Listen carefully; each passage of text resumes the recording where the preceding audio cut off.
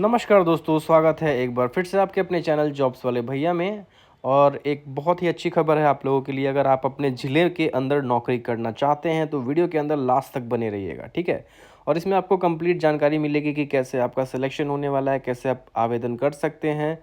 और सबसे अच्छी बात है कि यहाँ पे ऑनलाइन आवेदन नहीं होने वाला है। तो जो लोग ध्यान देंगे वीडियो में कि कैसे क्या करना है, उन्हीं का सिलेक्शन होगा। और पोस्ट है आपका फ्रेंड्स पुलिस के अंदर, जो आप चौकीदार के नाम से जिस पोस्ट को जानते हैं, वहाँ पे आपको काम करने का मौका मिलेगा। तो जैसे कि आपके स्क्रीन पे दिख रहा होगा कि समाहरणालय अरवल जिला सामान्य शाखा। तो जो अरवल वाले हैं उनके लिए तो काफ़ी अच्छी खबर है कि उनके यहाँ वैकेंसी निकली है। लेकिन बाकी डिस्ट्रिक्ट के जितने भी कैंडिडेट हैं वो चैनल को ज़रूर सब्सक्राइब कर लीजिएगा, क्योंकि अभी जब किसी एक डिस्ट्रिक्ट में वैकेंसी आती है तो लगातार सभी जिलों के अंदर ये वैकेंसी आएगी। और आपको अगर सही समय पे जानकारी चाहिए होगा तो चैनल सब्सक्राइब कर लीजिएगा और हमारे टेलीग्राम चैनल में जुड़ जाइएगा, ताकि आपको ये PDF समय पे मिल जाए। अब बिना देर किए हुए फ्रेंड्स आपको मैं कंप्लीट डिटेल देना शुरू करता हूँ। जैसा कि आपके स्क्रीन पे दिख रहा है कि यहाँ पे अरवल जिला अंतर्गत चौकीदार के पद पर नियुक्ति के संबंध में विज्ञापन का प्रकाशन है ये।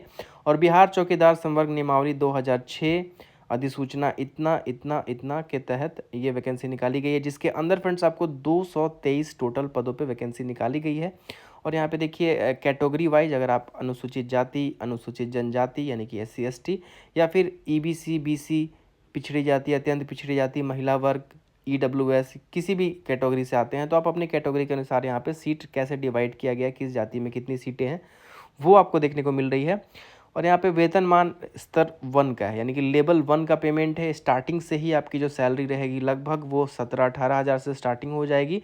और ये एक परमानेंट सरकारी जॉब है, तो समय पे आपको जो भी सुविधाएं होती हैं, वेतनमान जो भी होता है वो समय पे जैसे जैसे बढ़ता है वो बढ़ता रहेगा। तो एक पूरी कंप्लीटली जो सरकारी सुविधाएं होती हैं वो आपको मिलेंगी, और एक आप कंप्लीट सरकारी कर्मी कहलाएंगे, ठीक है। तो ऐसा नहीं है कि ये टेम्प्रोरी जॉब है, आपको कभी निकाल दिया जाएगा, हटा दिया जाएगा, नहीं, ऐसा कुछ नहीं है, ठीक है।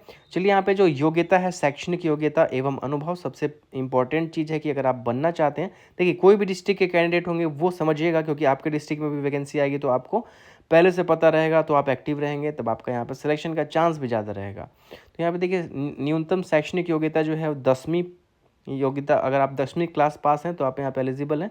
10वीं मतलब 10th क्लास मान्यता प्राप्त बोर्ड से होना चाहिए, यानी कि किसी भी बोर्ड से आप 10th क्लास पास हैं, अथवा समकक्ष, यानी कि जो समानांतर होता है आपका 10th क्लास से संबंधित संस्कृत बोर्ड, मौलवी बोर्ड, उससे भी जो कैंडिडेट पढ़े हैं वो भी आवेदन कर पाएंगे।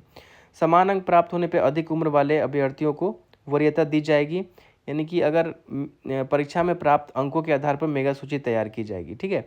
यानी कि सबसे अच्छी बात यहाँ पे देखिए कि 10th क्लास में जिसका जितना प्रतिशत है उसके अनुसार यहाँ पे मेगा सूची तैयार किया जाएगा। कोई एग्ज़ाम नहीं होने वाला है, नो एग्जामिनेशन, यानी कि परीक्षा नहीं होगी। बस आपके 10th क्लास में जितने मार्क्स आए हैं उसमें जितना प्रतिशत है उसके आधार पे मेरिट बनाया जाएगा जाति के अनुसार। मान के चलिए कि अगर आप OBC में हैं तो आपका जो मेरिट बनेगा OBC वाला अलग बनेगा, जनरल वाला अलग बनेगा, SC का अलग बनेगा। और आपके कैटेगरी में अगर आपसे कम ज़्यादा प्रतिशत वाला कोई कैंडिडेट है तो उसका सिलेक्शन हो जाएगा, ठीक है। तो यहाँ पे बहुत अच्छी बात है। और साइकिल चलाने की आपको नॉलेज होना चाहिए। महिला अभ्यर्थियों के मामले में यह शर्त ज़रूरी नहीं है। कैंडिडेट अगर मेल है, पुरुष है, तो उसको साइकिल चलाने आना चाहिए, वो लिखा हुआ है, ठीक है। तो कोई बड़ी चीज़ नहीं है, आप बचपन से ही चलाते आ रहे होंगे साइकिल। उम्र सीमा आप देखिए फ्रेंड्स, यहाँ पे बताया गया कि 1 जुलाई 2024 को आपकी उम्र कम से कम 18 साल तो हो ही जानी चाहिए। और अधिकतम की बात करें तो अगर आप सामान्य जाति के हैं तो 37 वर्ष आपकी उम्र होनी चाहिए, यानी कि जनरल कैंडिडेट हैं। उसके बाद पिछड़ा वर्ग और अत्यंत पिछड़ा वर्ग, जिसको आप लोग OBC के नाम से जानते हैं, तो 40 वर्ष तक भी अगर आप हैं तो आप आवेदन कर पाएंगे। महिला किसी भी वर्ग की हो उसको 40 वर्ष तक का यहाँ पे छूट मिल जाएगा, OBC की हो या जनरल की हो। लेकिन अगर अनुसूचित जाति या अनुसूचित जनजाति SC ST के अगर पुरुष और महिला दोनों को यहाँ पे 42 वर्ष तक का छूट मिला होगा। काफ़ी अच्छा है। और देखिए फ्रेंड्स, यहाँ पे स्पष्ट लिखा हुआ है कि आवेदन को आपको भर के, यानी कि इसका ऑफलाइन आवेदन है, मैं वो दिखाऊंगा आपको, उसको भर के त्रुटि रहित, यानी कि बिना गलती किए हुए आवेदन को निबंधित डाक या स्पीड पोस्ट से। तो यहाँ पे ये स्पष्ट जब लिखा होता है ना कि निबंधित डाक या स्पीड पोस्ट से, तो उसको कभी भी आपको दूसरे तरीके से, यानी कि किसी भी दूसरे तरीके से वहाँ पे भेजना नहीं होता है। आपको या तो रजिस्टर्ड पोस्ट या फिर स्पीड पोस्ट से ही भेजना होता है। अगर आप किसी दूसरे तरीके से भेजेंगे वहाँ पे, तो वहाँ से आपका वो रिजेक्ट होकर आपके घर पे वापस चला आएगा, ठीक है। तो यहाँ पे एड्रेस दिया हुआ है कि आपको स्पीड पोस्ट करना है निबंधित डाक या स्पीड पोस्ट से, तो ये आपके नज़दीकी कोई भी पोस्ट ऑफिस होगा, वहाँ जाके आप बात करके इसको भेज सकते हैं। तो भेजना है इसको जिला नियोजनालय कार्यालय Arwal block campus Arwal pin इतना के पते पर प्राप्त किया जाएगा। ठीक है, इसका समय भी दिया हुआ है कि दिनांक 20 जुलाई 2024 से पहले आपको भेज देना है। समय 5 बजे तक ही स्वीकार किया जाएगा, यानी कि 20 जुलाई से पहले भेजना है तो आपको कम से कम 15 तारीख तक ये भेज देना चाहिए स्पीड पोस्ट के माध्यम से। ठीक है, आवेदन भेजने का पता यहाँ पे स्पष्ट लिखा हुआ है कि जिला नियोजन पदाधिकारी अरवल, जिला नियोजनालय कार्यालय अरवल, प्रखंड परिसर अरवल, पिन इतना। लिफाफे पर विज्ञापन संख्या एवं पदनाम अंकित करना अनिवार्य है। जो इसका लिफाफा होगा ना फ्रेंड्स, उस पर आपको सबसे पहले ऊपर ही लिख देना पड़ेगा पद का नाम, चौकीदार और विज्ञापन संख्या। ठीक है, आवेदन का जो शर्त है इसमें स्पष्ट रूप से लिखा हुआ है कि आवेदन द्वारा समय पर नियति प्रविष्ट किए अधीन इंगित आरक्षण का दावा नहीं करने पर किसी भी परिस्थिति में आरक्षण श्रेणी से परिस्थिति में परिवर्तन नहीं किया जाएगा। यानी कि आप जो फॉर्म में भर रहे हैं वो गलत नहीं होना चाहिए। आप जो कैटेगरी भरेंगे, आप जब दावा कर रहे हैं कि आप एससी हैं, एसटी हैं, ओबीसी हैं, तो आपको वो प्रमाणित करना पड़ेगा। पिछड़ा वर्ग तथा अत्यंत पिछड़ा वर्ग के उम्मीदवार के लिए राज्य सरकार द्वारा अधिसूचित अंचलाधिकारी द्वारा निर्गत जाति प्रमाण पत्र जिससे क्रीमी लेयर में नहीं होने का उल्लेख हो माना, यानी कि नन क्रीमी लेयर का नाम आपने सुना होगा बहुत बार कि नन क्रीमी लेयर सर्टिफिकेट चाहिए होता है ओबीसी के लिए।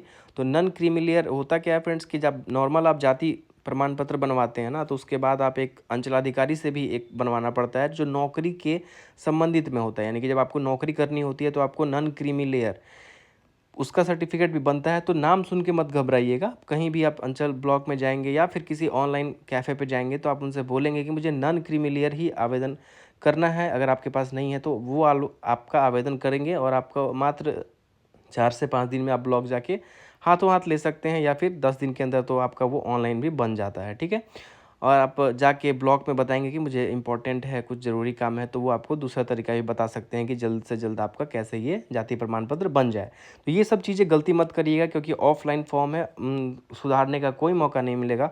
एक बार गलती हो गया तो फिर गलती ही हो जाएगी। ठीक है, अनुसूचित जाति और अनुसूचित जनजाति श्रेणियों के लिए अंचलाधिकारी द्वारा निर्गत जाति प्रमाण पत्र मान्य होगा। ठीक है, और SC ST के लिए भी यहाँ पे अंचल वाला ही आपका जाति प्रमाण पत्र लगेगा।